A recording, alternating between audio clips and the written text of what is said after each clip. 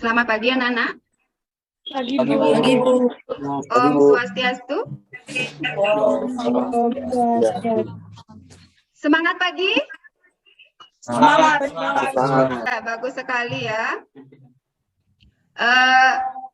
Ketua kelas Nendra, silakan dicek temannya. Semuanya sudah hadir?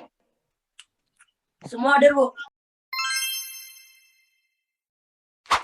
Ingat, untuk menjaga kesehatan kita, selalu ikuti protokol kesehatan. Mari kita berdoa. Silakan Ketua kelas untuk memimpin doa. Ya, Bu.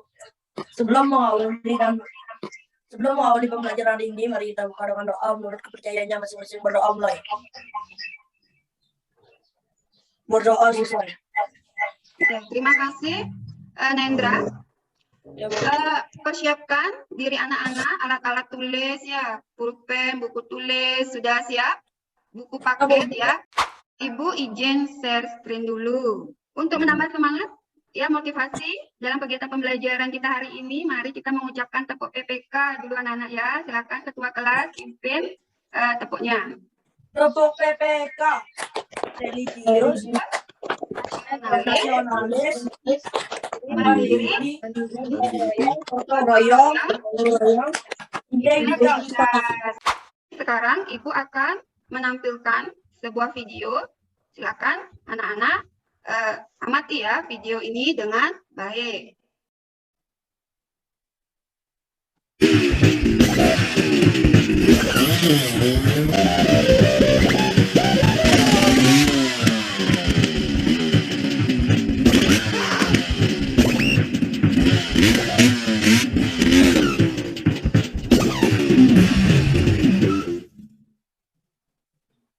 Ya, itu dia video yang sudah Ibu tayangkan. Nah, silakan sekarang Ibu mau bertanya. Itu video tentang apa, Nana? Siapa yang bisa angkat tangannya?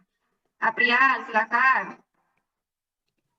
Pelanggaran lalu lintas dengan tidak memakai helm dan berbonceng berlebihan. Iya, tidak pelanggaran lalu lintas, tidak memakai helm dan berboncengan 3. Bagus, Aprian.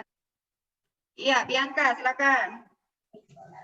Kebut-kebutan dan membahayakan orang lain, Bu. Iya, bagus sekali. Jadi kebut-kebutan dan itu bisa membahayakan orang lain di jalan. Ya, nyawa bisa terjadi kecelakaan. Nah, semua jawaban anak-anak bagus ya. Itu patut dicontoh atau tidak, anak-anak? Tidak. Iya, kenapa tidak patut dicontoh? Membahayakan orang lain dan diri sendiri. Iya, itu bisa membahayakan diri sendiri dan orang lain ya di jalan raya sehingga akan menimbulkan ketidaktertiban, ketidakamanan berlalu lintas di jalan raya. Apa yang harus kita lakukan agar tercipta ketertiban dan keamanan di jalan raya, Nana? Ya, Bianca? Dengan mentaati peraturan lalu lintas. Iya, dengan mentaati yang namanya aturan. Bagus sekali Bianca jawabannya ya.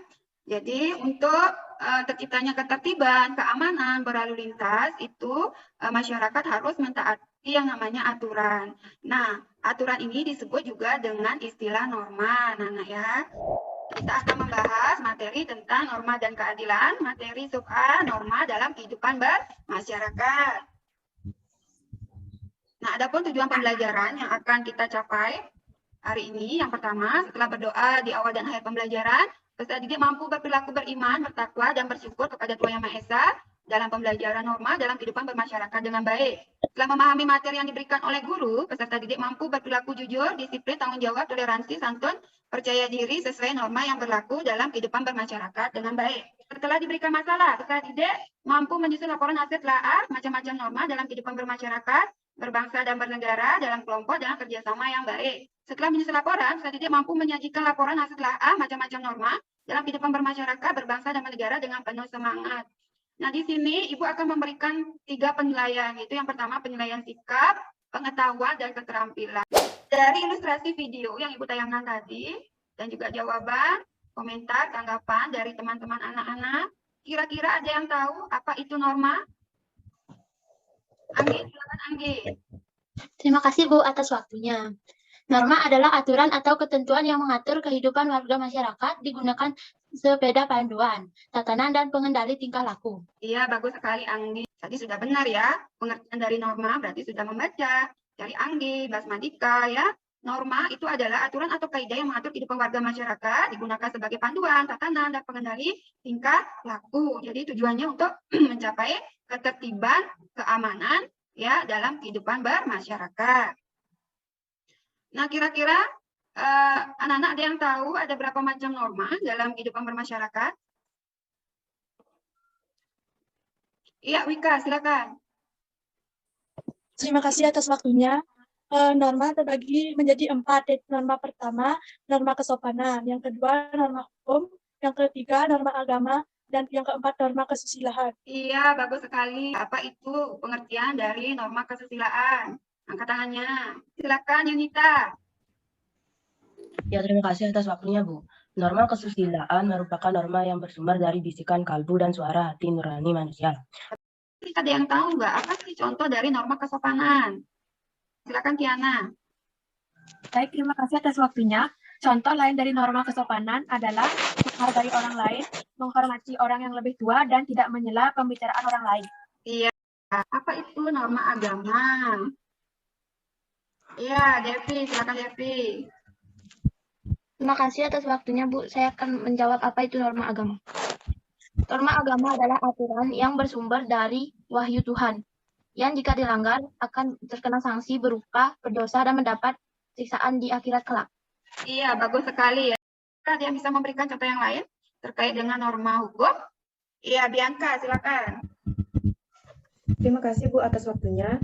Contoh norma hukum yang pertama yaitu keharusan masyarakat untuk mentaati peraturan lalu lintas, dan yang kedua larangan masyarakat untuk menyebarkan berita hoaks atau bohong. Semuanya sudah bagus ya jawabannya. Berarti anak-anak kemarin sudah membaca dan belajar modul materi ajar yang telah Ibu berikan ya. Nah, sekarang ada pertanyaan dulu terkait materi yang Ibu jelaskan? Tidak, Bu. Tidak Bu. Kita sekarang ini yaitu membentuk kelompok ya. Jadi kemarin Ibu sudah mengirimkan anggota kelompoknya ke WA dan Google Classroom. Ibu juga sudah mengirimkan LKPD ya ke Google Classroom dan juga WA. Nah, silakan lakukan diskusi kelompok lewat WA ataupun Google Classroom. Silakan mulai dari sekarang, Ibu kasih waktu 20 menit. Nanti kalau sudah selesai ingat kirim ke Google Classroom. Silakan dikerjakan. Sebelum nanti kita mau presentasi tiap kelompok ya berdiskusi, ingat selalu Ibu ingatkan nanti silakan tunjuk ya tiap kelompok siapa yang mau mewakili presentasi. Kemudian kelompok lain itu menyiapkan pertanyaan. Jadi Ibu akan bagi ya kelompok 1, jika kelompok 1 presentasi itu kelompok 3 yang bertanya, menyiapkan pertanyaan, dan begitu juga sebaliknya. Tapi kalau kelompok lain ingin bertanya juga boleh. Nah, sudah mengerti? Sudah, Bu. Presentasi kelompok 2.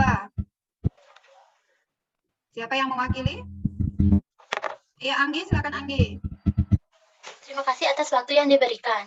Om Swastiastu. Om Swastiastu. Saya mewakili kelompok 2 untuk mempresentasikan hasil diskusi jawaban LKPD. Tabel 1.1 membandingkan macam-macam norma. Nomor 2, murid yang sedang mencontek. Pelanggaran norma. Norma yang dilanggar yaitu norma kesusilaan. Penyebab pelanggaran. Penyebab pelanggaran tersebut karena kurang mengerti, tidak belajar, dan selalu mengandalkan teman. Sanksi atau akibat yang didapat. Sanksi yang didapat adalah hukuman dari Tuhan Yang Maha Esa dan penyesalan. Akibat mencontek justru akan membuat kita menjadi malas belajar dan tidak mau berusaha. Itu karena mencontek bisa membuat kita mendapat nilai bagus tanpa perlu belajar atau berusaha keras. Akibatnya kita jadi tidak mau berusaha sehingga kita bisa dijuluki sebagai anak yang pemalas.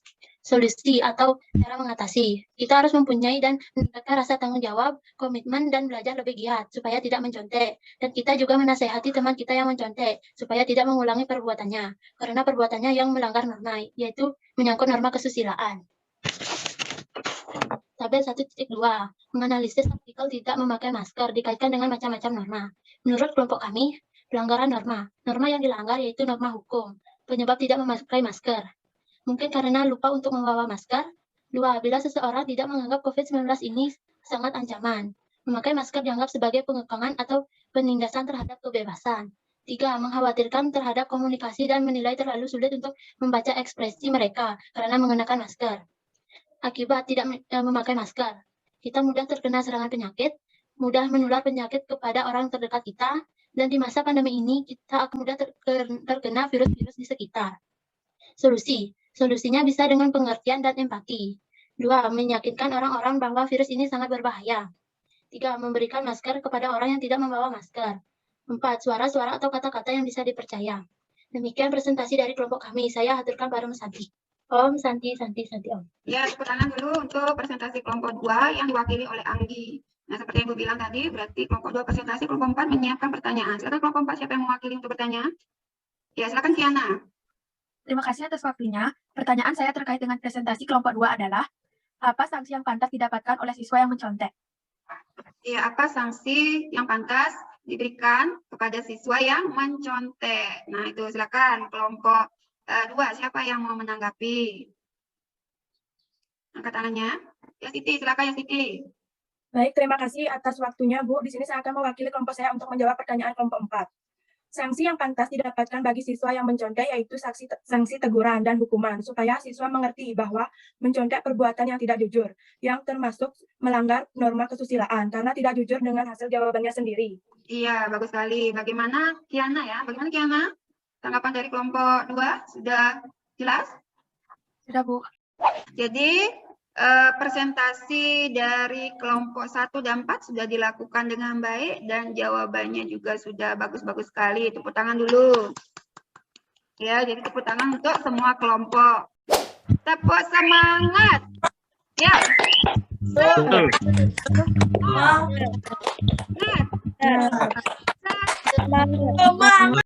Ibu saya scan dulu mengingatkan materi yang sudah Ibu dijelaskan. Coba Ibu sekarang mau bertanya, ini termasuk contoh norma apa? Norma Agama. Iya, bagus sekali. Agama. Kalau ini, Hukum. iya hukum. Iya, ingat selalu pakai masker untuk menjaga kesehatan kita semua, keselamatan. Sekarang Ibu inginkan ada anak-anak yang bisa menyimpulkan materi kita hari ini. Siapa yang bisa? Angkat tangannya. Iya, Bianca. Silakan Bianca. Om Swastiastu. Sebelumnya terima kasih yang diberikan. Saya akan merangkum materi hari ini. Pengertian norma.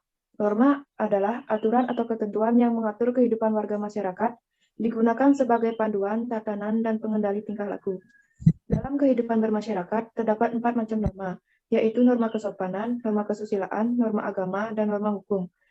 Sekian dari saya, maaf jika ada kata-kata saya yang kurang enak didengar. Akhir kata saya ucapkan Om Santi Om. Om Santi Om. Ya, tepuk tangan dulu. Terima kasih Bianca. Anak-anak pasti ada manfaat ya dalam kegiatan pembelajaran kita hari ini. Apa sih manfaatnya? Ada yang bisa mengungkapkan pendapatnya? Ya, Kiana, silakan Kiana. Om Swastiastu. Terima kasih atas waktu yang diberikan. Manfaat yang didapatkan dari pembelajaran hari ini adalah saya jadi mengerti tentang norma. Dengan mengerti tentang pengertian norma, tentunya kita akan dapat bersikap dan berperilaku yang baik. Norma memiliki tujuan agar mampu mengatur perilaku masyarakat agar selaras dengan nilai yang berlaku. Dengan ini, mengerti dengan norma sangat berarti dalam kehidupan bermasyarakat. Sekian dari saya. Om Santi Om. Iya, tepuk tangan dulu untuk Kiana. Jadi untuk mengukur pemahaman anak-anak dalam kegiatan pembelajaran hari ini, Ibu sudah menyiapkan yang namanya evaluasi dalam bentuk kuis. Materi kita untuk minggu depan yaitu arti penting norma dalam mewujudkan keadilan. Mari kita tutup dengan doa. Silakan ketua kelas ditutup. Sebelum mengakhiri pembelajaran ini, mari kita tutup dengan doa. Berdoa mulai. Berdoa selesai. Iya, jadi Ibu tutup kegiatan pembelajaran ini dengan mengaturkan para Mas Santi ya.